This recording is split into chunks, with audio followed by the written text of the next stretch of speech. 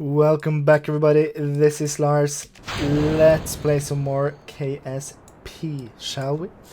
This is pretty slow. Let's fire up the main engines as well. Okay, so we are going to the moon today, I hope, at least. Jebediah will have the honor, as usual. And let's turn this one off and just do this. Yes. So, pretty simple design this as well. This is made for collecting science, and hopefully he will also survive the trip.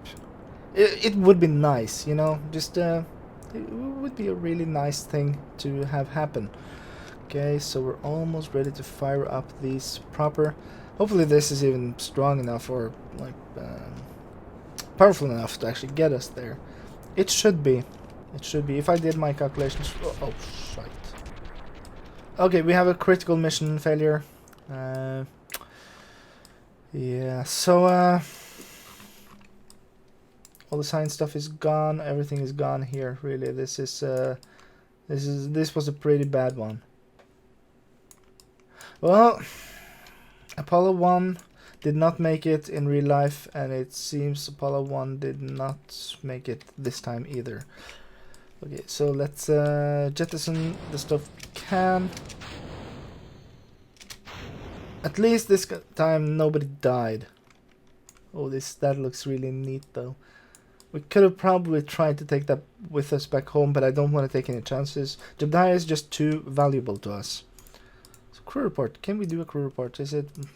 No, it's not really worthwhile. Because we have to do a redesign here, I guess. Maybe use some separatrons. Maybe just ditch the parachutes. Really. I think that was probably what made everything just mess up there. Okay.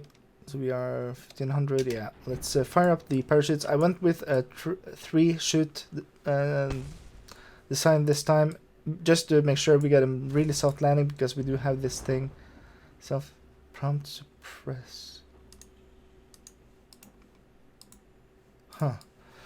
Okay, I don't know what that is. That's fine. Alright, so let's get... well, he's gonna get back home and we'll have to try again, really.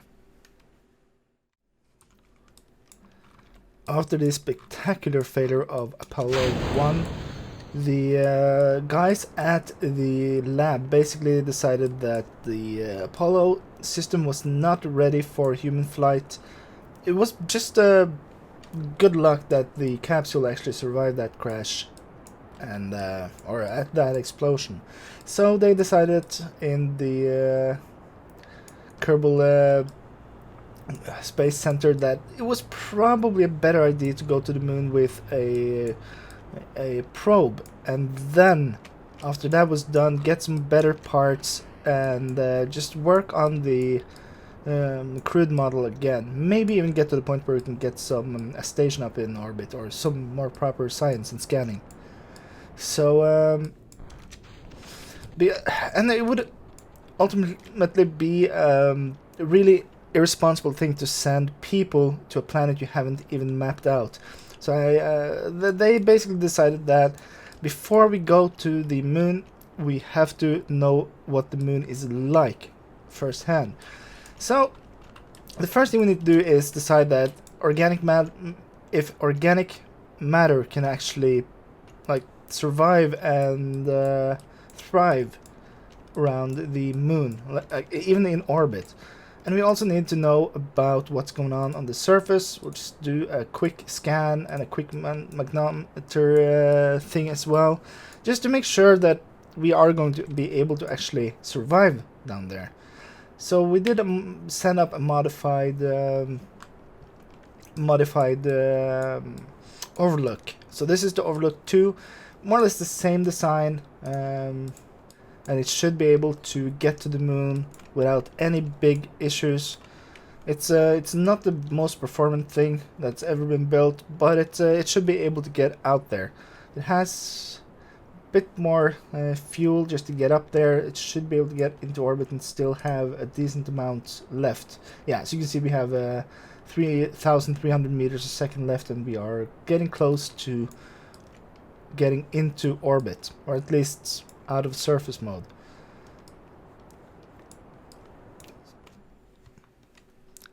After getting into orbit, the engineers are satisfied with the performance of this vessel. We still have more than 1400 meters a second left in this thing, and the crew is given a go to start the burn for the moon. And we want to try to hit a free return, or as close to a free return as possible. You see here, this will almost get us there. We just need to be able to go to the moon. So let's do this. Yeah. This would give us a moon encounter. Just barely give us a moon encounter. We do want to get just a tiny bit closer here without spending all our delta V. So we have double apoapse still. Let's just get over here and see if we can get a proper encounter. Yeah, so this will give us a moon periapse of 300 a second. We are almost back down to a free return. It's close. We should be able to adjust when we get closer. It's a pretty cheap burn, and we should be able to do some good science out there. So we are given a go, and the burn will happen in 9 minutes.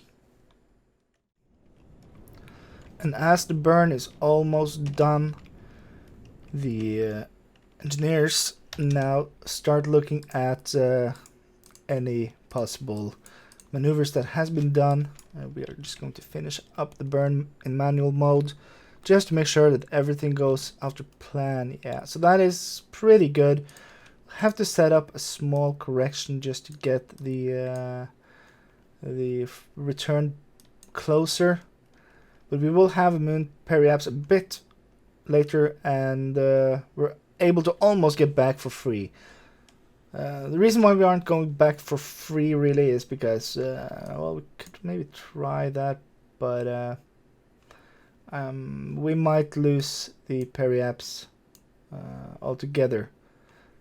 So this will be good. 700 kilometers is a good place to go. So all non-essential systems are now turned off, and we are awaiting the next node.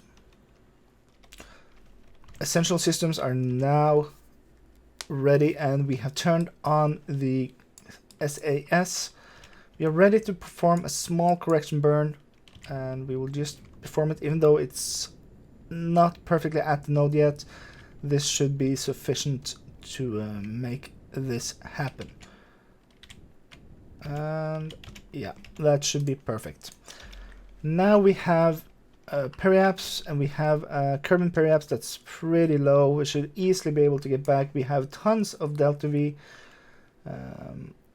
The engineers are now contemplating going closer, but it is decided that safety is the most important part here. So they basically decide that it's probably better to just get to the moon, get the data, and then get back out. Doing a low flyby would of course yield more science, precious science, but it's also considered a bigger risk, as that would disrupt the orbit. We need to get back, and entering the moon's orbit, or the sphere of influence, the engineers discovered that they have forgot to turn off the maneuvering system, which will of course hopefully not impact the mission too much, but it's the first mistake here. Okay, so 30 science points, that is a good result. We will toggle the magnetometer, we will toggle the radar scan, and log some data. The data will be taken back home just to conserve power, as the mission seems to be pretty safe. The scan system is working and data is being analyzed, but nothing is done yet. Mission Control decides to keep the data collection going for a while. As we are low on our power budget, it will have to be turned off before we get too close to emptying the batteries. Decided that 400 should be enough. They will reanalyze the data, or stop the scan, and then analyze the data. And no data is recovered, which of course is a disappointment, but it was still a successful mission, as we did get some scans of the moon. Now getting close to the APWAPS of Kerbin, it's time to do a small burn and then start the trip back. Periapse is being lined up and stability is enabled, and it's time to get the periapse down below into the atmosphere. And they decide that 25 kilometers is probably a good place to stop. Now the last experiment that will be done here is checking the mystery goo, as we did have an extra one, and this is very high over Kerbin, but there's still some science to be gotten here, so it will be taken back home. All the data will be collected, and 3 new science reports will be taken back home with a bounty of science. It's yeah, keep the data. It's a good day out in space and in the Kerbal Center. Hopefully they will be able to recover the data after a successful descent. A problem is quickly discovered, and something is still draining the batteries, even though all the systems are disabled. And in an effort to conserve battery or to salvage this mission, the decision is made to decouple all the different stages and enable the parachutes early, just to make sure that there's a better chance that they will actually survive into the atmosphere. Dropping down from orbit, the probe seems fine, even though it is out of energy. It is now outside the control of the space agency, which is it's a bit scary, but they hope it will survive re-entry. It depends with the battery stack first, the now useless battery stack, and it seems to have survived the fall. Turning to surface mode, they can now see that the altitude over the terrain is now 6,000 meters, and everything seems fine. A beautiful success for the mission, even though they did end up having some trouble on the ways. Hopefully this will be enough to unlock the solar panels and set up a more proper system.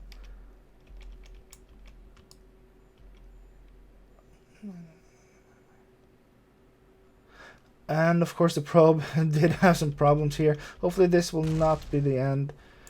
It has survived, even though the parachutes misfired or got damaged during orbit, or deorbit.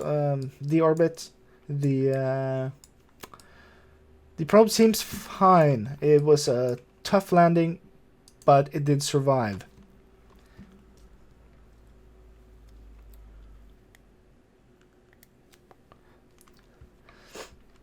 $114 points of science were actually recovered from this mission, which is very, very nice, as that should be enough to get some more parts, get everything set up.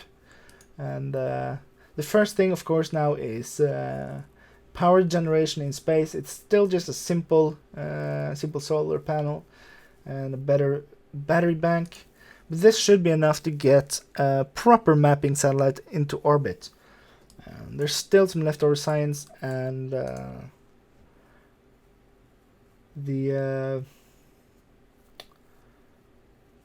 it's actually quite hard to stay in that sort of, you know, announcer character while doing this. I'm not sure what I want to do here. So I could actually get like some laser light imager thingy that's pricing surface samples. Oh man, that is cool. This is actually makes it possible to do the surface sample without people. That is really cool. Yeah, the kibble storage. There's some zoology bay. This is zoology, whatever. Some more experiments, a lot of different stuff. Thermometers, which would be good. Of course, having some better probe, science container probe. These are very, very cool as they can actually do the whole thing itself. It's just, you get this back and you get all the science. And you also get the proper probodobodyne, which would be very nice for the mission itself. So this will probably be the best choice.